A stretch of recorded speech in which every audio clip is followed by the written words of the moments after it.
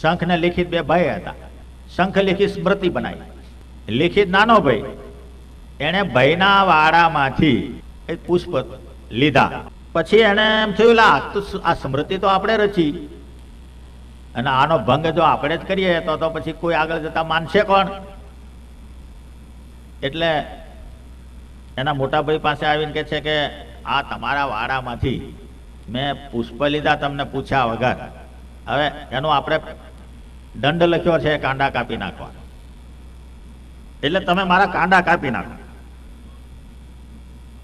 હવે ભાઈના કાંડા કાપવા કેમ એનાથી થાય? એને કહે હવે કઈ નહીં કે છે, હવે એમાં શું, ત્યાં કહ્યું ને આપણે એક જ છે, આમ વ્યવહારે ભલે કદાચ આપણે જુદા હોય પણ બધું એક ચાલે છે ને, એમાં શું મોટી વાત છે? એમ બે પુષ્પ તોડ્યા તો કે ના, એવું નહીં, આપણે સ્મૃતિ લખી છે માટે આપણે ભંગ કરીએ તો ચાલે નહીં. બહુ આગ્રહ કર્યો. બોલો કે ભાઈ હું માફી આપું છું, તોય નહીં, એ માફી જોતી જ નથી.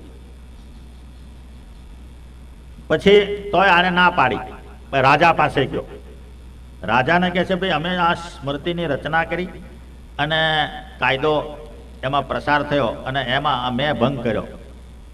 રાજાએ પૂછ્યું. રાજા કહે છે કઈ નહીં, હવે તમે સુજ્ઞ છો, ડાયા છો, ચોર તો નથી, કદાચ ભૂલથી લેવાઈ ગયું. ભાઈ છે ને ભાઈ માફી આપતો હોય તો એમાં કઈ વાંધો નથી. અને રાજા કે હું માફી આપું છું, તમે સજ્જન છો માટે કે પાપ તમને નહીં લાગે. તો કે હું માફી લેવા આવ્યો જ નથી, હું તો દંડ લેવા આવ્યો છું. બહુ આગ્રહ કર્યો. રાજાએ હુકમ કર્યો, કાંડા કાપી નાખ્યા. મોટા ભાઈને બતાવવા ગયા, જો અમે શિક્ષા લીધી. મોટા ભાઈને દુઃખ બહુ થયું. સમર્થ હતા, એને કહ્યું આ ધૂળમાં તારા બે કાંડા રગદોળી નાખશે, ઘસી નાખ. હતા એવા ને એવા પાછા થઈ ગયા. તો બધા સમર્થ હતા.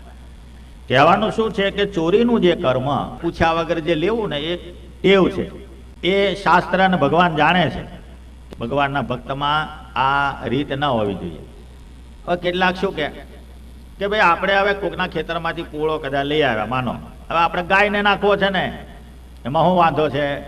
તો કે ગાયનું દૂધ એને ઘેર આલી આવતો તો વાંધો નહીં, ગાયનું દૂધ તારે ખાવાનું, પૂળો બારોબાર કોકડો, અને ગાયને નિમિત્ત બનાવો એ ના ચાલે. કે ભાઈ પુષ્પ લીધા તો હવે પુષ્પ ભગવાનનો હાર કરવો, હવે એવડો એ કોઈ દાડો હાર કરતો નથી જ્યાં પુષ્પ એના બગીચામાં પુષ્કળ છે. અને આપણે દેવને ધરાવીએ લાવીને અને પછી એને કહીએ ભાઈ પુષ્પ લીધા હતા, તો કે ના, દેવે એવું નથી કહ્યું કે બીજાના બગીચામાંથી પુષ્પ લઈને પણ તમે હાર કરીને મને ચડાવજો, એવું નથી કહેતા. મારા ના કહે છે દેવને હારની જરૂર નથી, એવા હારની જરૂર નથી.